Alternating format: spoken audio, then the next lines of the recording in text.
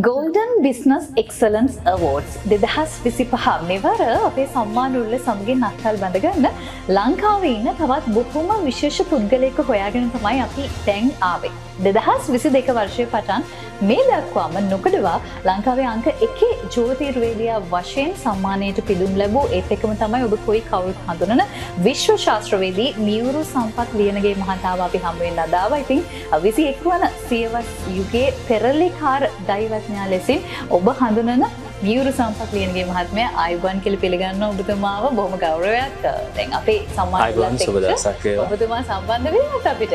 ඉතින් මුලින්ම කියන්නකෝ දැන් මේ Golden Business Excellence Awards සම්බන්ධයෙන් ඔබතුමාගේ අදහස කොහොමද? ඊටම වටිනා උත්සවයක් සහ උත්කර්ෂවත් අවස්ථාවක්. ඒ වගේම තමයි මට කියන්න සතුටුයි මේ අර ඒ ඕනම විෂය ධාරාවක ඇගීම් වලට පත්වීම මිනිස්සෙකු දින يعني ඒකේ ඉහළම හිණිපෙත්ත අංක 1 හෝ නැත්නම් ඒක බෙස්ට් කියන රේන්ජ් එකට එන එක තමයි ඕනම කෙනෙක්ගේ බලාපොරොත්තු. ඒකට හොඳ ඇගීමක් දක්වන්න පුළුවන් ඒක හොඳ අවස්ථාවක් විදිහට තවත් ඒක හොඳ මොටිවේෂන් එකක් විදිහට මේ අවස්ථාව මම භාවිතා කරනවා. මොකද මේක හරිම වටිනා කියන දෙයක්. මොකද තව තවත් දිරිගන්වන වැඩසටහන් ක්‍රමයක් තමයි මේ තුලින් සිදුවෙන්නේ. ඉතින් මේකට මම කියන්නේ හැමෝම මේ සම්බන්ධයෙන් හොඳ අවධානය යොමු කරන්න.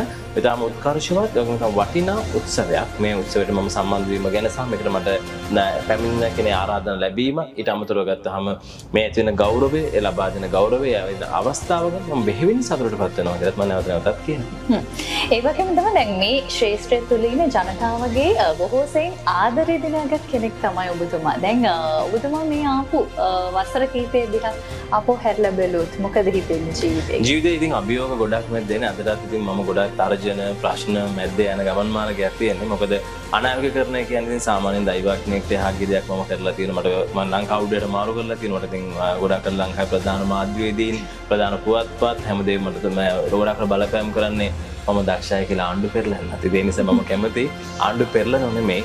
මම මේ විශ්වවිද්‍යාලයේ එක්තරා රීඩ් එකක් මම කතා කරන්නේ. ඒක 2015 දී මෛත්‍රීපාල සේසන් මහත්මයා ආපු හැටි කිව්වා.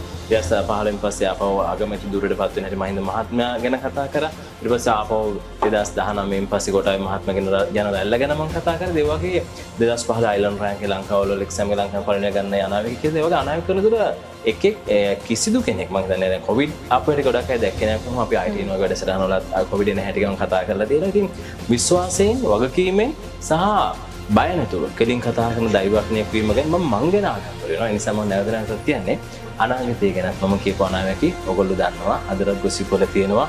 අදටත් ලංකාව හොලවලා තියෙනවා. හෙල වෙනවා ඉස්සරහටත්. ඉතින් ඒවා මම මියුරු සම්පලිනගේ කියලා තමයි හැමදාම කියන්නේ. ඒක අදත් එහෙමයි හෙටත් එහෙමයි. ඒ දේවල් එක්ක තමයි අතන මේ තරම් ජනතාවගේ ආදරය හිමි කරගන්න ඔබට හැකියාව ලැබිලා තියෙනවා. මම හිතන ජනතාවගේ විශ්වාසය ආදරය දිනා ගන්න කොටසක් ආදරය කරනකොට කොටසක් අතර ඉතින් ඝට්ටනයක් තියෙනවා. ඉතින් ඒ නිසා අපි කියනවා ඉතින් දෙපැත්තක් තියෙනවනේ. දැන් ආගමික ඉන්නවා, නිරාගමික ඉන්නවා. ඒ වගේ ජීවිතේ කොටසක් සතුට වෙන්න පුළුවන්, කොටසක් අසතුට වෙන්න පුළුවන්. හැබැයි හැරලා බලද්දී හරියට විනෝදය දැක්කොත් මියුරු සම්පලිගේ කෙනා කරලා තියෙන දේවල් ලෝකයේ ඇත්තටම පෙරලියක්. හොඳයි. ඉතින් ඒ පෙරලිය ඉදිරියේදීත් අපිට දකින්න ලැබෙවි කියලා අපි අනිවාර්යයෙන්ම මම මියුරු සම්පලිනගේම තමයි.